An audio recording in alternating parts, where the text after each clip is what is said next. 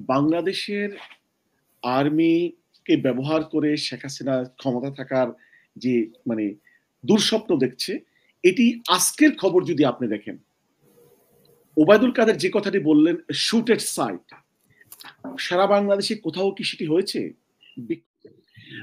আজকে মানে মানে যারা আন্দোলনকারী তাদের উপর যারা চড়াও হয়েছে, গুলি করেছে, তারা কারা? এখনো পুলিশ করছে কিন্তু। অর্থাৎ মানে আশেপাশে জায়গায় আর্মি আছে কিন্তু গুলি করছে আজকে পুলিশ। অর্থাৎ শেখ হাসিনা যে বাংলাদেশের জনগণের ম্যান্ডেট ছাড়া ক্ষমতায় টিকে আছে, ক্ষমতা এসেছে এবং টিকে আছে, এটির অন্যতম প্রধান কারণ তো ভারত। ভারত সহযোগিতা দিয়েছে। ভারত তাদেরকে সারা বিশ্বের বিরুদ্ধে যে এইবার তথাকথিত একটি নির্বাচন মঞ্চায়ন করে শেখ হাসিনাকে ক্ষমতা এনেছে, তাদেরকে এন্ডোর্স করেছে, তাদেরকে তথাকথিত লেজিটিমেসি দেওয়ার চেষ্টা করেছে। এটির মূল ক্রিয়ানক কিন্তু ভারত। তো স্বাভাবিকভাবে ভারতীয় কর্তৃপক্ষ এই কথাটি, আমি জানি না ওই সাংবাদিক কোথা থেকে পেয়েছেন, বাট তারা ওপেনলি না বললেও এটা তাদের মত। তারা সহযোগিতা করে যাচ্ছে সকল ধরনের। আমি যেহেতু ডিপ্লোম্যাটিক ফিল্ডে কাজ করি, আমি জানি যে ভারতের বিভিন্ন মানে এলিমেন্টস গুলো কিভাবে কাজ করে আওয়ামী লীগকে রক্ষার জন্য। হাওয়ার দেখুন, শেখ হাসিনা কিন্তু তার প্রথম ভরসা ছিল পুলিশ। সেখানে কিন্তু সে ছাত্রলীগের ছেলেদেরকে পুলিশে নিয়োগ দিয়েছে। মানে তো শেখ হাসিনার বিশ্বস্ত বাহিনী পুলিশ যেখানে শেখ হাসিনাকে রক্ষা করার জন্য কার্যকর কোনো ভূমিকা পালন করতে পারেনি, তারা চেষ্টা করেছে, কিন্তু জনগণের বিরোধিতা এবং আন্দোলনের মুখে শেখ হাসিনার সবচেয়ে বিশ্বস্ত বাহিনী তারা ব্যর্থ হয়েছে। বিক্ষোভকারীরা কি ফিল্ডে নেমে আসে নাই? আপনি যদি গুজবের নিউজ বাদ দেন, বিবিসি বাংলা যে রিপোর্ট করেছে সর্বশেষ, আমি নিজে একটু আগে পড়লাম, যে তারা খিলগা রেলগেটে হাজার হাজার লোকজনদেরকে তারা অবরোধ করে থাকতে দেখেছে। সেখানে কি আর্মির কেউ গুলি করেছে? করে নাই। এবং তারা দেখেছে যে সরকারের অন্যায় ডিমান্ড গুলো ফুলফিল করতে যেয়ে তাদের অনেক কলিগরা ভিসা স্যাংশনের সম্মুখীন হয়েছে। অর্থাৎ তারা মানে ফার্স্ট ওয়ার্ল্ড কান্ট্রিগুলোতে যাতায়াত করতে পারছে না। বলছিলাম, জনগণ যখন রাজপথে নেমে আসবে, আমি আর্মির আজকের অবস্থানটি বলছি, আর্মি কিন্তু বাংলাদেশের আজকে কোথাও গুলি করার কোনো সংবাদ আসে নাই। বরং যে কাজটি করছে, ওবায়দুল কাদের সাহেব একটা প্যানিক সৃষ্টি করেছে, শুট এট সাইট করবে হচ্ছে আর্মি, কিন্তু আর্মি এই কাজটি করছে না, এখনো করে নাই।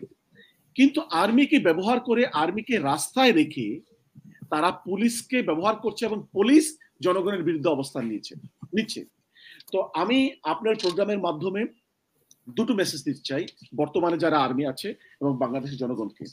আর্মিদেরকে মেসেজ দিতে চাই, তারা যদি চান ইউএন পিস কিপিং মিশনে তারা লুক্রেটিভ ইনকাম তাদের কন্টিনিউ করবে, জব কন্টিনিউ করবে, তাহলে তারা শেখ হাসিনার unlawful demand, crimes against humanity, জনগণের বিপক্ষে দাঁড়ানো, এই অপরাধগুলো তারা করবেন না। তারা যদি চান আমেরিকার ভিসা স্যাংশনের সম্মুখীন না হতে, তাহলে তারা এই অপরাধগুলো করবেন না।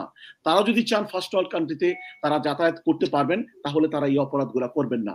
এটি তো হলো একটি কথা। আরেকটি কথা হচ্ছে যে ইন্টারন্যাশনাল ক্রিমিনাল কোর্টে কিন্তু মামলা প্রক্রিয়াধীন, এবং আমি কালকেও একটি প্রোগ্রামে বলেছি, বাংলাদেশ কিন্তু ইন্টারন্যাশনাল ক্রিমিনাল কোর্টের সিগনেটরি মেম্বার।